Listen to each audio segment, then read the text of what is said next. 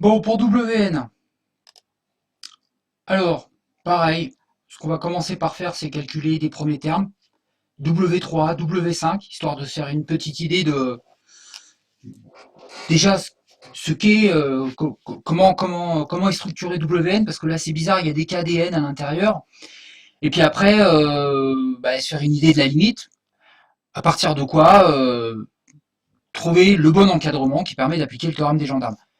Cet exercice, il est plus dur que les autres. Donc, si vous galérez si vous avez galéré pour trouver, c'est un peu normal. Je vais quand même donner des indications.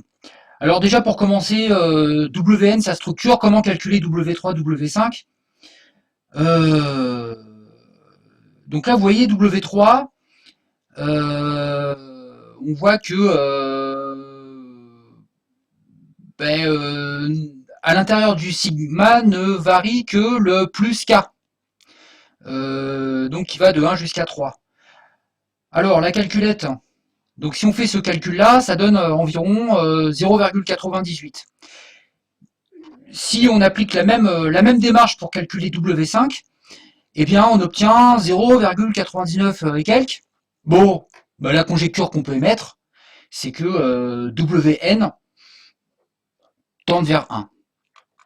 Alors, comment s'y prendre maintenant euh, Comment encadrer notre histoire? Alors, bon, déjà, la conjecture, on a dit Wn qui tend vers 1. Donc là, c'est l'objectif, montrer ça.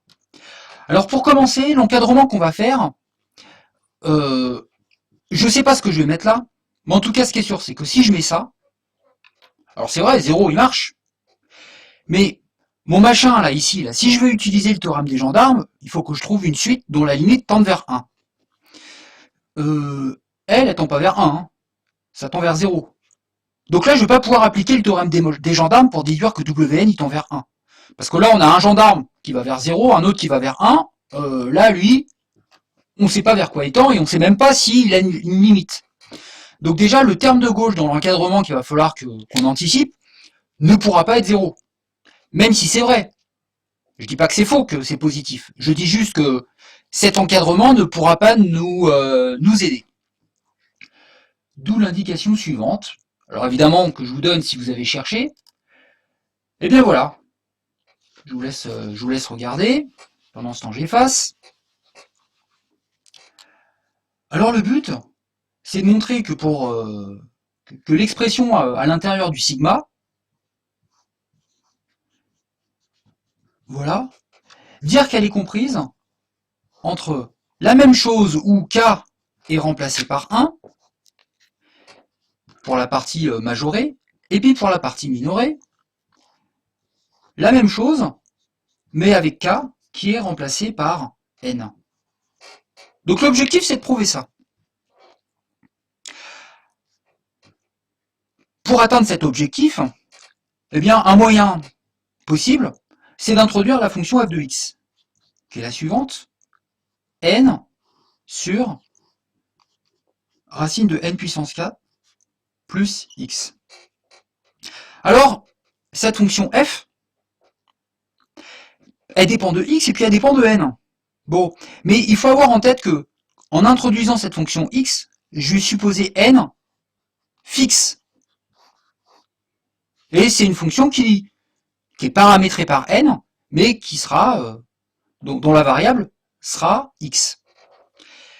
Et bien cette fonction, je peux encore l'écrire de la manière suivante, c'est n fois n puissance 4 plus x à la puissance moins 1,5.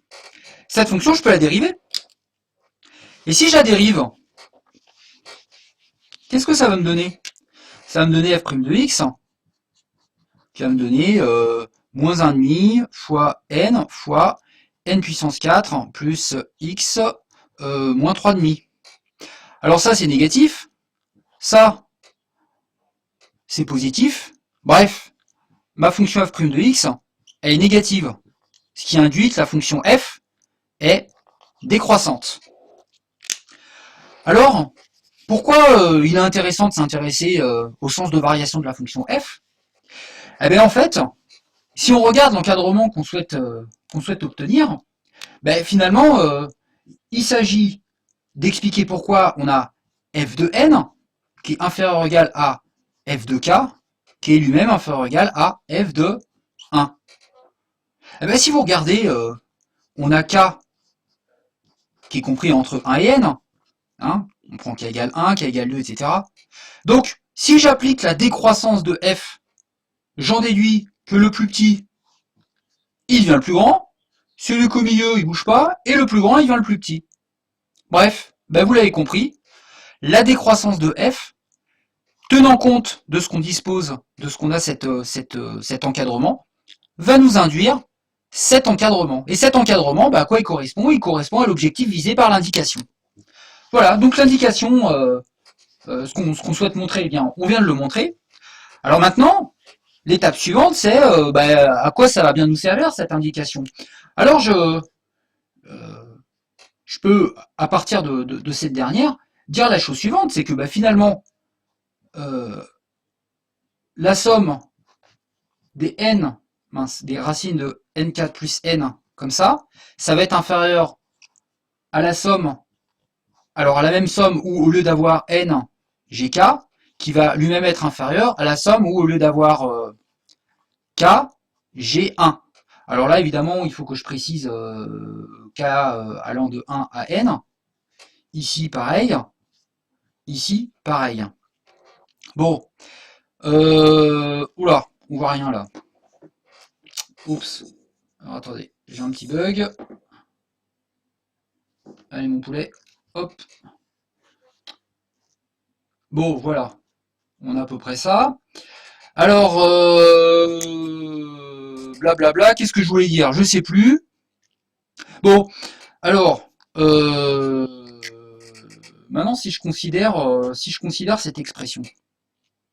Si je considère cette expression, ou alors c'est un 4 là, hein, il est moche, mais bon, vous l'avez compris. Le terme qui est à l'intérieur du sigma, son avantage par rapport à cette expression, c'est que ce terme-là, il ne dépend plus de k. En fait, on a affaire à cet objet-là qui est répété pour k allant de 1 jusqu'à n. En gros, ce que je suis en train de vous dire, c'est que ça, c'est quoi? C'est pour k égale 1, ça, plus pour k égale 2, la même chose, plus pour k égale 3, encore la même chose, jusqu'à pour k égale n. En fait, c'est une constante, c'est quelque chose qui ne dépend pas de k, ça dépend juste de n. Donc ça, ben, je l'ai répété combien de fois? Je l'ai répété n fois. Bref, cette expression-là, qui est plutôt moche, eh ben, elle revient à écrire quoi? Elle revient à écrire, alors attendez, hop, lui je l'efface.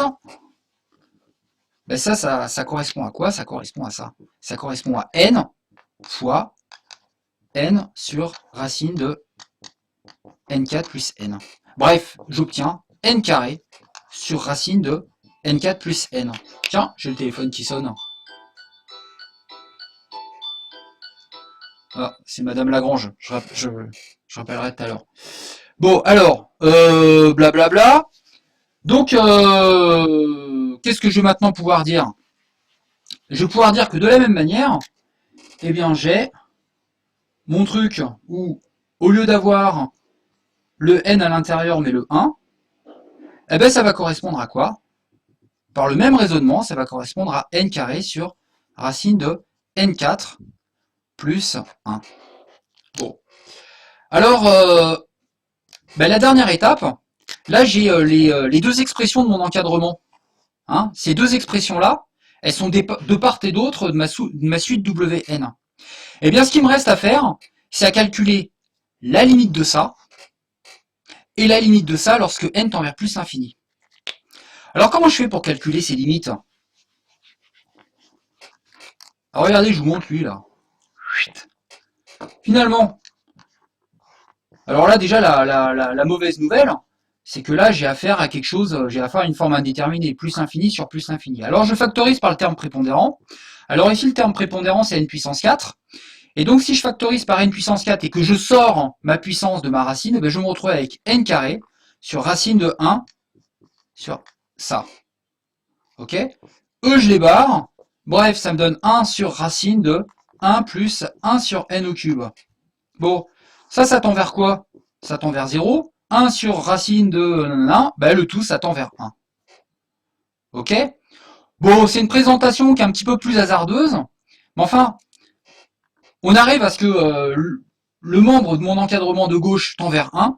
Eh bien, ce membre-là, cette expression qui correspond au membre de droite, va, en appliquant exactement la même stratégie, va tendre également vers 1. Bref, vous l'aurez compris, mes points d'interrogation, ils tendent tous les deux vers 1. Par le théorème des gendarmes, Wn tend également vers 1. Ok? Oups, t'es où toi? T'es là? Voilà. Allez, je vous laisse méditer là-dessus.